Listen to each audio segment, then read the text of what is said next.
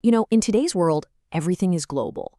And knowing how to host an international guest, that's not just a nice little skill to have, it's become a core part of business. So today, we are diving deep into the art and maybe a little bit of the science of international business hospitality. It's an absolutely critical skill for success. And for a trade-driven economy like Taiwan's, this is really where the magic happens.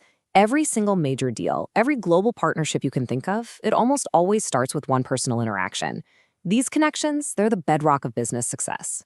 So you have to ask yourself, when that moment comes for you, for your company, when a potential partner flies literally halfway around the world to come see you, are you really, truly ready to make it count?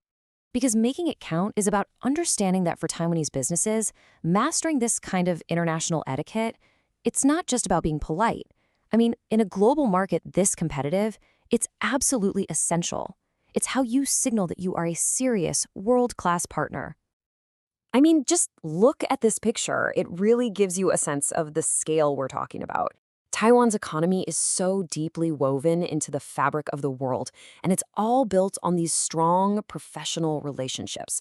You can think of every single one of those containers as a connection, a handshake, a successful meeting. So where does this whole journey begin? Well, it starts way, way before your guest even steps on a plane. It all kicks off with what I like to call the digital handshake, the perfect invitation.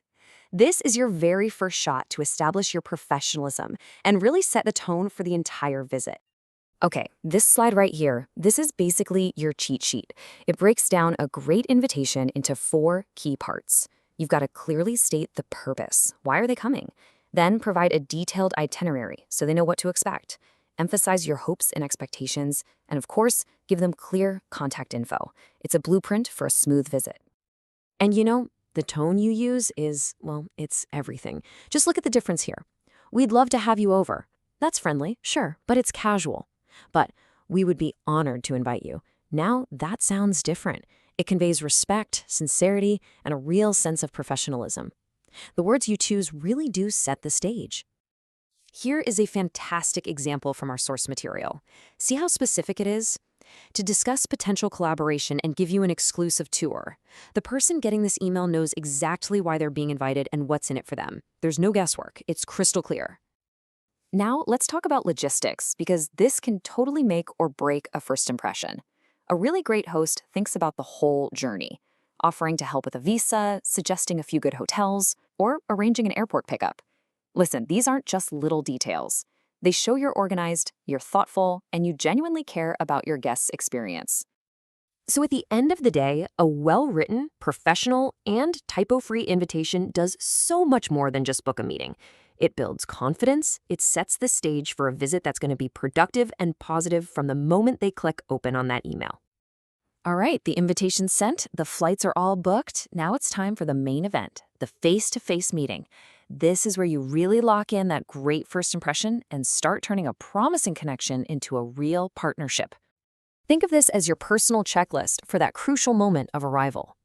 Always, always start with polite greetings, using formal titles like Mr. or Miss. Jump into some warm but, brief small talk. Hand them a clear itinerary so they know the plan. And finally, make sure all the introductions are clean and professional. And listen, you don't need to be Shakespeare to make a great impression. A simple, warm phrase like, "Welcome to Taiwan. How was your flight?" It just instantly breaks the ice. It creates a relaxed, welcoming vibe and shows you see them as a person, not just a business card. And when it's your turn to speak, just be direct and clear. Let me introduce myself. My name is blah, blah, blah, and I am in charge of blah, blah, blah.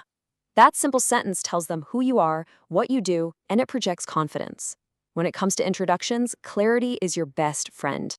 Okay, let's talk about something that is a huge deal in Taiwanese business culture.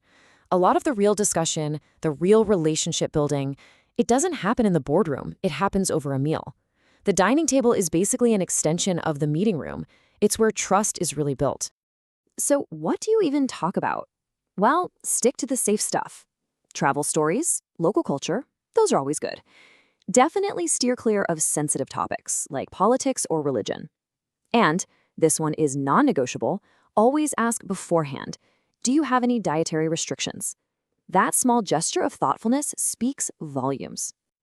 So we've covered a ton of details, right? From the tone of an email to what to chat about over dinner. Now I want to zoom out a bit and look at how all this etiquette stuff leads to huge opportunities. Let's look at the big picture. For your company, it's pretty straightforward. When you and your team really master these skills, you directly enhance your business's global competitiveness. You're not just selling a product anymore. You're showing the world that you are a reliable, professional, top-tier partner to work with. And what about for you personally? This is a massive asset for your career. Having these kinds of cross-cultural communication skills, well, it just opens up so many more doors and makes you an incredibly valuable player in any international business setting. And this brings us right back to where we started. Every polite email, every thoughtful airport pickup, every successful business lunch, it all strengthens these crucial connections. It reinforces Taiwan's position as a key player on the world stage, one positive interaction at a time. I think this quote just sums everything up perfectly. Every international interaction can become an opportunity for collaboration and business growth.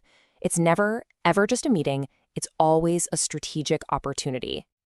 So, as we wrap this up, I want to leave you with this thought.